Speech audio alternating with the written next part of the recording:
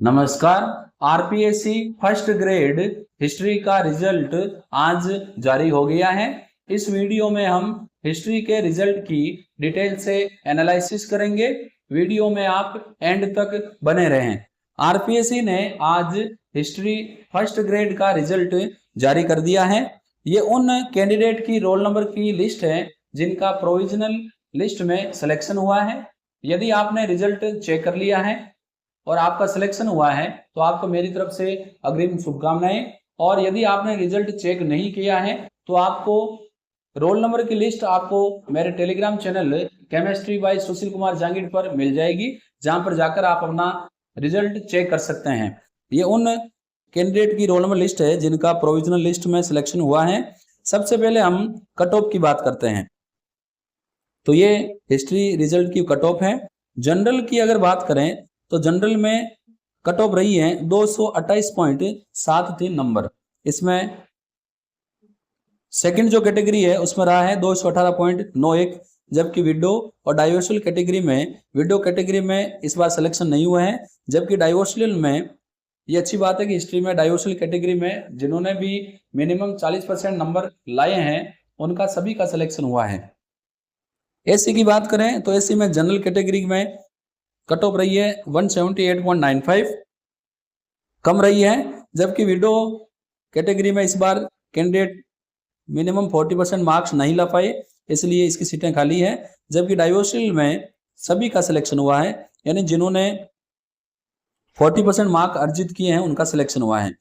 ST category में जिन्होंने भी मिनिमम 40% मार्क प्राप्त किए हैं उन सभी का इसमें सिलेक्शन हुआ है। जबकि विडो डाइवोर्सल में किसी का भी सिलेक्शन नहीं हुआ है क्योंकि उनके मिनिमम 40% मार्क्स नहीं आए हैं। इसके बाद यदि ओबीसी की बात करें तो ओबीसी में कट ऑफ रही है 212.87 और 196.79। विडो और डाइवोर्सल कैटेगरी में किसी का भी सिलेक्शन नहीं हुआ है। एमबीसी में बात करें तो जनरल में सभी का सिलेक्शन हुआ है और ईडब्ल्यूएस में कट ऑफ रही है 182.46। ये एक बड़ा अंतर ओबीसी और ईडब्ल्यूएस में देखने को मिल रहा है।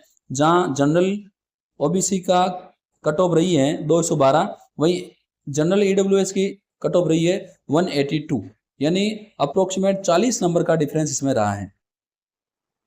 जबकि ईडब्ल्यूएस में विडो कैटेगरी में इस बार सीटें खाली हैं। हॉरिजॉन्टल रिजर्वेशन की बात करें तो एक्स सर्विसमैन में जनरल अनरिजर्व्ड में जो कट ऑफ रही है वो रही है 169.07। एससी में सभी का सिलेक्शन हुआ है, जबकि ओबीसी में ये रही है 157.59।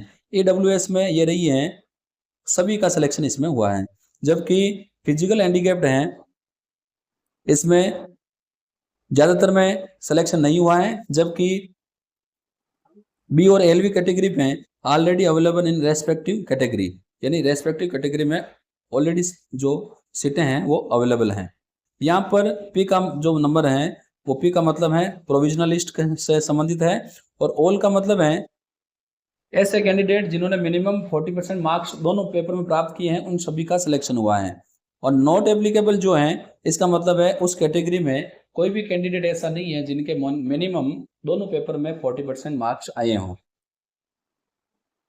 इसके अलावा यदि ऐसे कैंडिडेट जिन्होंने 10% से ज्यादा क्वेश्चन में पांचवा विकल्प नहीं चुना है, यानी मान लो आपने कोई क्वेश्चन ऐसा है जिसका उत्तर आपको नहीं आ रहा है और 40% से ज्यादा ऐसे 10% से ज्यादा ऐसे क्वेश्चन है जिनमें आपने पांचवा विकल्प का चयन नहीं किया है, तो आपको इस परीक्षा में अयोग्य घोषित किया गया है।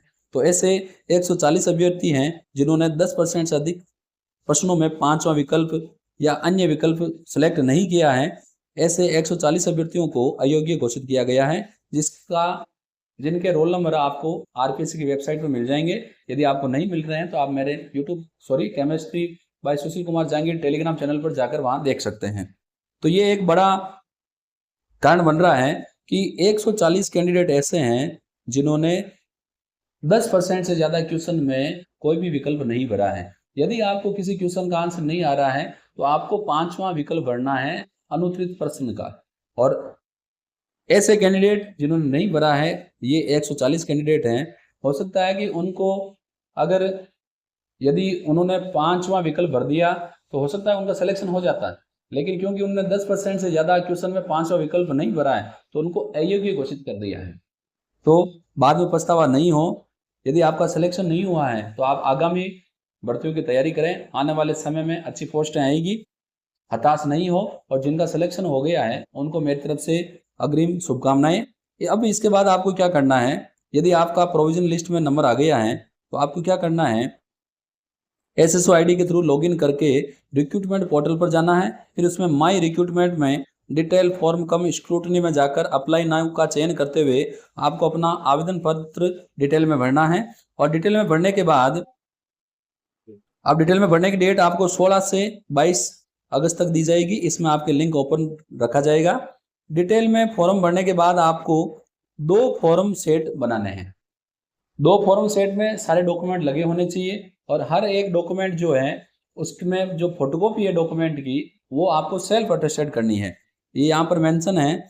ऑनलाइन आवेदन पत्र भरने और सबमिट करने के बाद प्रिंट ऑप्शन पर जाकर संपूर्ण विस्तृत आवेदन पत्र को 2 प्रतियों में प्रिंट कर अपने पास संभाल कर रखें। संबंधित विभाग की सूचना के अनुसार निर्धारित दिनांक समय स्थान पर विस्तृत आवेदन पत्र में समस्त मूल दस्तावेजों और स्वयं सत्यापित प्रतियों सहित उपस्थित होवे।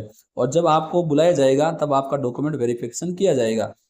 उस समय आपको 2 फॉर्म सेट लेकर जाने हैं और हर एक जो डॉक्यूमेंट की फोटोकॉपी है वो आपको सेल्फ अटेस्टेड करनी है। तो ये आज का हिस्ट्री का जो रिजल्ट रहा है, इसमें अच्छी बात ये है कि काफ़ी जो कैटेगरीज है उनमें सिलेक्शन हुआ है। बाकी केमिस्ट्री कॉमर्स जैसे सब्जेक्ट में कई कैटेगरी ऐसी है जिसमें 40% मिनिमम मार्क्स नहीं आने के कारण सीटें खाली रह जाएगी। यदि वीडियो को लाइक नहीं किया है तो लाइक करें और यदि अभी तक आपने मेरे यूट्यूब चैनल को सब्सक्राइब नहीं किया है तो ऐसे ही और वीडियोस प्राप्त करने के लिए आप मेरे YouTube channel chemistry bye Sushil Kumar Jahangir को सब्सक्राइब करें। मैं सुशील कुमार जहांगीर आपको फिर मिलूंगा। धन्यवाद।